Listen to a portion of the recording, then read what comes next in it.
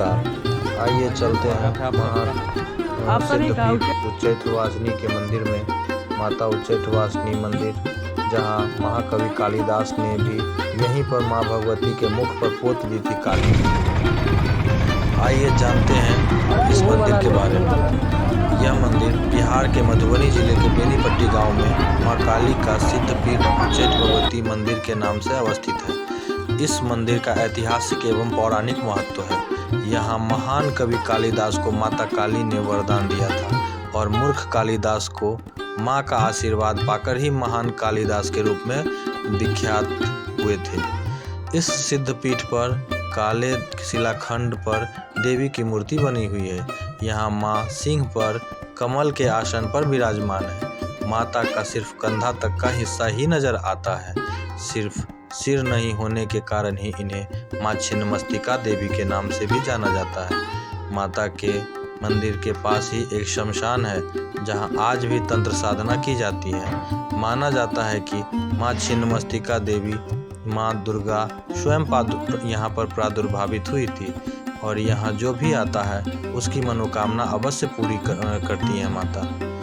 लोक मान्यता है कि उच्चैठ भगवती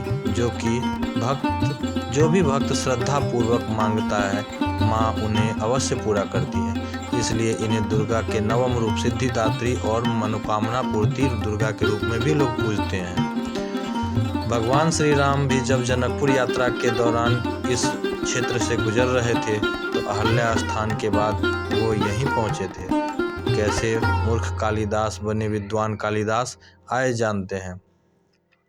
प्राचीन मान्यता है कि इसके पूर्व दिशा में एक संस्कृत पाठशाला थी। अभी भी वह पाठशाला वहां अवस्थित है। तो मंदिर की पाठशाला के बीच में एक नदी थी और महान मूर्ख कालिदास अपनी विदुषी पत्नी विद्योत्तमा से तिरस्कृत होकर माँ भगवती के शरण में उच्चैठ आ गए थे और उस विद्यालय के आवासीय छात्रों के लिए खाना बनाने का कार्य करने लगे। एक बार भयंकर बाढ़ आ गई और नदी का बहाव इतना तेज था कि मंदिर में संध्या दीप जलाने का जो कार्य था वो छात्र नहीं कर पा रहे थे। तो उस दिन जब वो बारिश काफ़ी तेज़ हो गई और बाढ़ नदी में पूरी तरह से पानी भर चुका था, तो सब ने महामूर्ख कालिदास को ही वहाँ जाने का आदेश दिया। गुरुजी ने कहा कि तुम वहाँ दीप जलाकर आओ और साथ ही मंदिर में कोई ऐसी निशानी छोड़ कर आना ताकि कल हमें पता चल सके कि तुम मंदिर में दीप जलाकर आए थे। इतना सुनना था कि महाकवि कालिदास वहाँ झट से नदी में कूद पड़े और किसी तरह तैरते डूबते मंदिर तक पहुंच गया। दीपक जलाया, पूजा अर्चना की। अब मंदिर का कुछ निशानी लगाने की बारी थी ताकि यह सिद्ध किया जा सके कि उन्होंने मंदिर में दीप जलाया है। कालिदास को कुछ नहीं दिखा तो उन्होंने जले दीप को जो कालिख दीप से निकल रही थी उसको अपने हाथ पर लगाया और हाथ पर लगाकर अब निशान बनाने के लिए उन्हें कुछ दिख नहीं रहा था, तो वो क्या करें। तो ठीक उसी समय मूर्ख कालिदास ने माँ भगवती के साफ सुथरा मुखमंडल पर ही कालिख लगा दिया। तभी माता प्रकट हुई और बोली, रे मूर्ख कालिदास, तुम्हें इतने बड़े मंदिर में कोई और जगह नहीं मिली और इस बाढ़ और इस घनघोर बारिश में जीवन जोखिम डालकर तुम दीप जलाने आए हो। ये मूर्खता हो या भक्ति, लेकिन मैं तुम्हें एक वरदान देना चाहती हूँ। कालिदास ने अपनी आपबीती सुनाई कि उन्हें कैसे उनकी मूर्खता के कारण ही उनकी पत्नी ने तिरस्कृत कर भगा दिया है। इतना सुनकर देवी ने वरदान दिया कि आज रात तुम जो भी पुस्तक स्पर्श करोगे वो तुम्हें कंठस्थ हो जाएगा। कालिदास लौटे और सारे विद्यार्थियों की किताबों को स्पर्श कर डाला।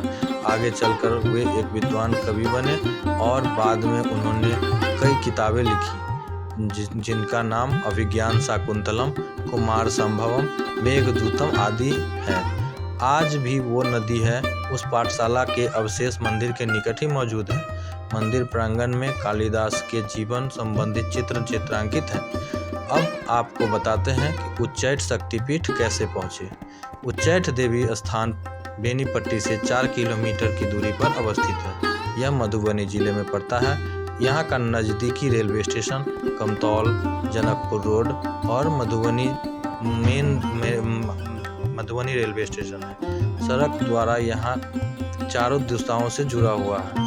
अगर अपनी गाड़ी हो तो आप बस, या गाड़ी न हो तो आप बस से भी यहाँ तक आ सकते हैं।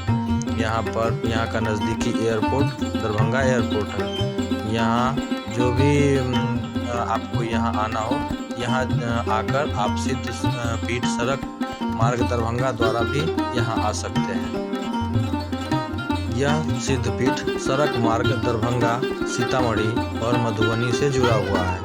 इस स्थान से बस और टैक्सी से यहाँ आसानी से पहुँचा जा सकता है। उच्चैठ भगवती में सालों भर भक्तों का आना जाना लगा रहता है, लेकिन नवरात्रा के मौके पर यहाँ काफ़ी संख्या में लोग आते हैं और माता के दर्शन करके यहाँ से पुण्य का भागी बनते हैं। इस अवसर पर बलि प्रदान और विशेष पूजा पाठ का आयोजन किया जाता है। इसी के साथ आज हम इस वीडियो का समाप्ति करते हैं। नमस्कार, प्रणाम आप सभी को। जय माता दी।